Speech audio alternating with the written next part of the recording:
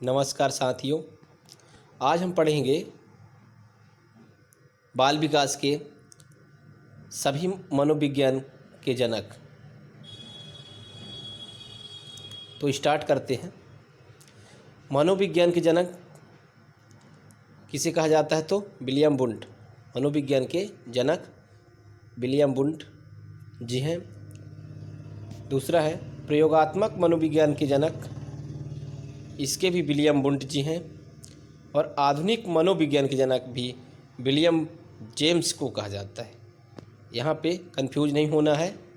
मनोविज्ञान के जनक और प्रयोगात्मक मनोविज्ञान के जनक विलियम वुंड जी हैं, लेकिन आधुनिक, जहाँ आधुनिक लगेगा, आधुनिक मनोविज्ञान के जनक, वहाँ विलियम जेम्स हैं। तो दोस्तों कंफ्यूज नहीं होना। मनोविज्ञान और प्रयोगात्मक मनोविज्ञान के जनक विलियम वुंड और आधुनिक मनोविज्ञान के जनक विलियम जेम्स। अगला है शिक्षा मनोविज्ञान के जनक थॉर्नडाइक जी हैं। शिक्षा मनोविज्ञान के जनक थॉर्नडाइक। अगला है मनोविज्ञान की आधारशिला किस पुस्तक में रखी गई?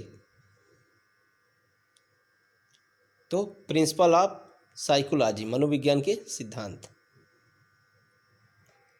अगला है अमेरिका में प्रकाशित प्रिंसिपल ऑफ साइकोलॉजी के लेखक कौन है? तो विलियम जेम्स। तो कौन है? William James.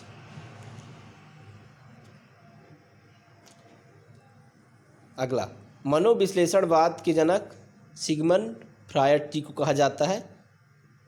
मनोविश्लेषणवाद के जनक सिगमंड फ्रायड।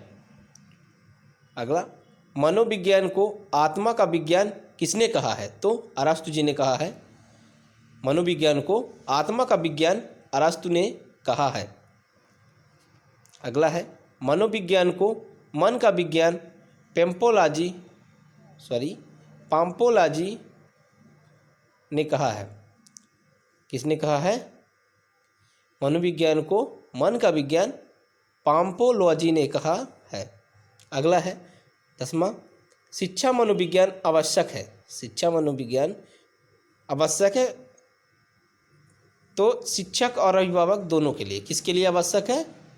तो शिक्षक और अभिभावक दोनों के लिए आवश्यक है। अगला है शिक्षा मनोविज्ञान का वर्तमान स्वरूप है व्यापक। मनोविज्ञान की उत्पत्ति मानी जाती है तो 1900 से। कब से मानी जाती है? 1900 से। मनोविज्ञान को व्यवहारवाद का विज्ञानम सर्वप्रथम किसने कहा? मनोविज्ञान को व्यवहारवाद का विज्ञानम सर्वप्रथम किसने कहा? यह व्यवहारवाद का विज्ञान मनोविज्ञान को सर्वप्रथम किसने कहा? तो वाटसन जी ने। किसने कहा? वाटसन ने। अगला है वैयक्तिक भिन्नता का प्रमुख आधार है तो वंशानुक्रम तथा पर्यावरण। वंशानुक्रम तथा पर्यावरण। अगला है वैयक्तिक भिन्नताओं का कारण है वंशानुक्रम। व्यक्तिगत भेद के कारण है, व्यक्तिगत भेद का कारण है तो वंशानुक्रम और वातावरण। वंशानुक्रम और वातावरण। अगला है व्यक्तिगत भेद का यह कारण नहीं है। क्या कारण नहीं है? तो जनसंख्या वृद्धि। व्यक्तिगत भिन्नता में संपूर्ण व्यक्तित्व का कोई भी ऐसा पहलू सम्मिलित हो सकता है जिसका माप किया जा सकता है। यह कथन किसका है? तो स्किनर जी का है। अगला देखेंगे 19वां नंबर।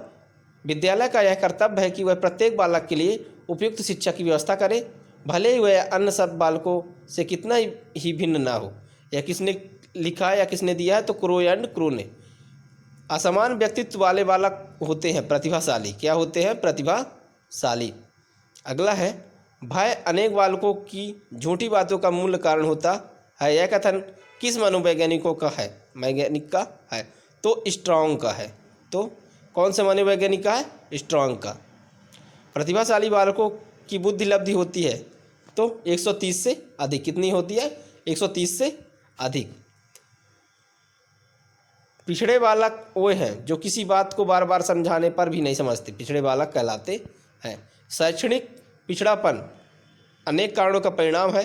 अधिगम में मंदता उत्पन्न करने के लिए अनेक कारण का एक साथ मिल जाते हैं। यह कथन किसने दिया है? क्वेश्चन दिया है कि शैक्षणिक पिछड़ापन अनेक कारणों का परिणाम है। अधिगम में मंदता उत्पन्न करने के लिए अनेक कारण एक साथ मिल जाते हैं। यह कथन किसने दिया है? तो कुप्पू स्वामी ने दिया। कौन दिया है? कुप्पू स्वामी। अगला है बाल अपराध के प्रमुख कारण हैं। तो आनुवांशिक कारण, शारीरिक कारण और मनोवैज्ञानिक कारण, तीनों कारण हैं। आनुवांशिक कारण, शारीरिक कारण और मनोवैज्ञानिक कारण। अगला है वैज्ञानिक अंतर के मनोविज्ञान के जनक हैं। वैज्ञानिक अंतर के मनोविज्ञान के जनक हैं तो सर फ्रांसिस गाल्टन।